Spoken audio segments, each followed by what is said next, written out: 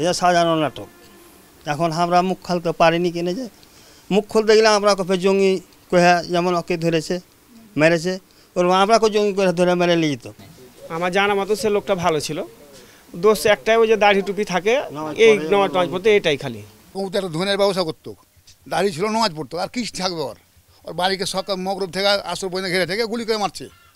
ওর কাছে কোনো বাড়তে কিছু পাওয়া গেছে দেখতে পারো সরকার? কাউকে কি ভিড় তো দিলে, কাউকে কি দেখাইলে যে এটা অমুক এটা অমুকের লাশ তোমরা দেখো, এটা তো সরকার দেয়নি করতে।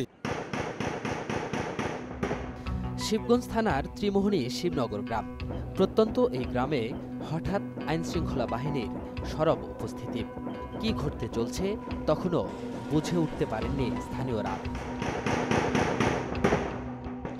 দিনটি ছিল 2017 সালের 26 এপ্রিল। মুহুর্মুহু গুলি আর সাউন্ড গ্রেনেডের বিকট শব্দে ছড়িয়ে পড়ে আতঙ্ক। ততক্ষণে গ্রামবাসী জানতে পারেন একটি বাড়ি ঘিরে জঙ্গি বিরোধী অভিযানের খবর। নাম অপারেশন ঈগল হান্ট। এখানে 144 ধারা জারি করা হয়েছে, আপনারা আপন আপন বাড়ি চলে যান। প্রায় 40 ঘন্টার অভিযান শেষে আবুল কালাম আজাদ ওরফে আবু সহ 4 জঙ্গি নিহতের তথ্য দেয় আইনশৃঙ্খলা বাহিনী।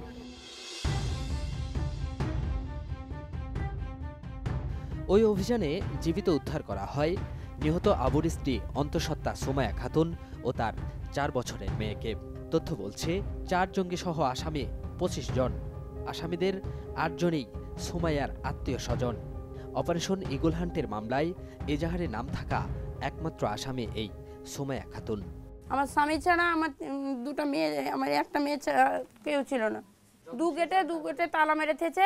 আমাকে বলছে যে কেটে তুমি বাইরে যাও, আত্মসমর্পণ করো। আমি বেরোতে যাচ্ছি, তখন আমাকে কইছে যে আবু কালাম এসছে, গুলি মারো। তখন আমরা বেরোতে পারছি না, কিভাবে তখন বেতন বাড়াবো। মৃত্যুপুরীর ভয়াবহ সেই স্মৃতি মনে করতেই আটকে ওঠেন সুমাইয়া। জীবন বাঁচাতে আকুতি মিনতি কিছুই কাজে দেয়নি, উল্টো গুলিতে ঝাঁঝরা হন স্বামী।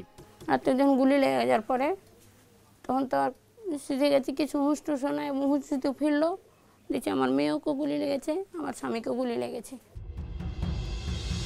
পুলিশের গুলিতে আহত হলেও মামলায় বলা হয় সুমাইয়ার শরীরের আঘাত আত্মঘাতী বোমার স্প্লিন্টারে। এটা সাধারণ নাটক তো। আমরা যে জঙ্গলিতে আমরা প্রমাণ দেখেন, আমরা যদি জঙ্গলিয়া থাকি। একটা সাধারণ নাটক বাবা, সহ্য করার কিছু নাই। আজ কাউকে বলতে পারেনি এতদিন 8 বছর ধরে। মনে করেন যে ফজরের সময় সকালবেলা তো সবাই বের হবে, এমন সময় শিকলি দিল সবাকে ঘরে বন্দি করে দিয়ে। তারপরে তখন সকালবেলা তখন ওরা শিকলি ঘুরছে, তখন কইছে আপনারা বাইরে চলে যান, এখানে থাকলে সমস্যা হবে। আমাদের অনুসন্ধানের একটি সূত্র ধরিয়ে দিলেন পিঙ্কি খাতুন নামের এই গৃহবধূ। আপনারা শুধু প্রমাণ পাইবেন যে দেখেন ওর বাড়িতে গুলি লেগে আছে, কিন্তু বাড়ির ভিতর থেকে যদি গুলি বের হয় তো পাশের বাড়িতে লাগবে কিনা, কি কোনো ওর অফিসারের কোনো ক্ষতি হইবে? কারো কিছুই হয়নি। আমরা এমন একজনকে খুঁজে পেয়েছি, পুরো অভিযান যার চোখের সামনে ঘটেছে। গৃহিণী সাথী আক্তারের বাড়ি ঘটনাস্থল থেকে মাত্র 200 ফিট দূরে। আমাদের বাসায় ছিল, তো আমি ওদেরকে বলছি যে আপনারা এভাবে গুলি মারছেন কেন? ভেতর থেকে তো কোনো গুলি আসছে না যে আপনারা গুলি মারবেন। তো আমি বলছি ভাবি আপনি চুপ করে থাকেন। আমি কেন চুপ করে থাকবো? একটা মানুষ যদি ওদিক থেকে গুলি মারে আবার এদিক থেকে দুদিক থেকে গুলি মারে, তাহলে তো ধরে নিয়ে হবে, ক্ষতি হবে বাইরকার, এদিককার কোনো ক্ষতি নাই। সেদিন একমাত্র তিনি অভিযান স্থলের কাছাকাছি ছিলেন। খাবারের ব্যবস্থা করতে তাকে রেখে দেয় আইনশৃঙ্খলা বাহিনী।